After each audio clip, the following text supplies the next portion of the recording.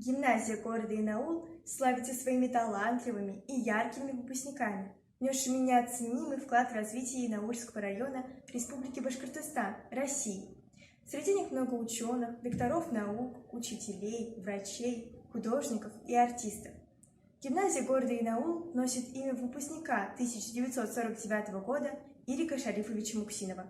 Одной из актуальных и достаточно острых проблем современности является проблема гражданского и патриотического воспитания молодого поколения. Подрастающее поколение нуждается в нравственных ориентирах, взращенных на родной почве, являющейся в то же время частью истории большой Родины. Любовь к родному краю и знание его истории – это основа, на которой осуществляется рост духовной культуры всего общества.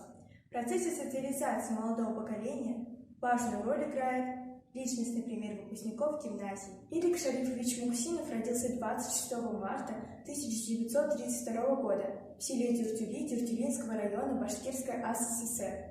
В 1936 году в связи с переводом отца на должность адвоката нарсуда семья переехала в село Инаул, где и происходило формирование личности Ирика Шарифовича Муксинова.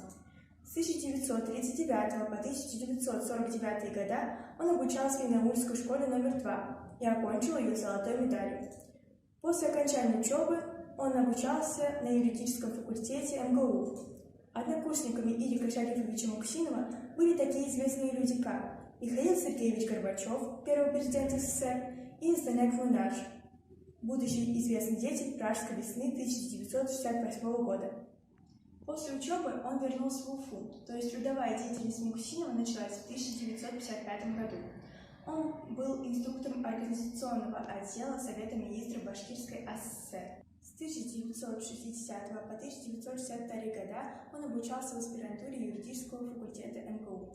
После учебы он вернулся и работал ученым-секретарем президиума башкирского филиала Академии наук СССР. Когда в 1963 году филиал был расформирован, Муксинова отправили в Москву, в Институт государства и права, где он сначала работал младшим, а затем старшим ведущим научным сотрудником и руководителем проблемной группы федерализма.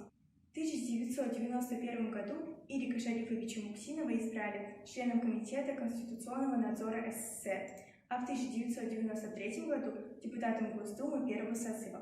В 1996 году, учитывая его значительный вклад в разработку правовых основ нового государственного статуса Республики Башкортостан, большой профессиональный и жизненный опыт, высокие нравственные качества, Ирика Шарифовича Муксинова избрали первым председателем Конституционного суда Республики Башкортостан. На этом посту он проявил полное соответствие этой высокой государственной должности, требующей порядочности и честности. Ирик Шарифович Муксинов погиб трагически 29 октября 1999 года на 68-м году жизни в автомобильной катастрофе на 119-м километре Уфа-Казань, направляясь по служебным делам в Дюртюли.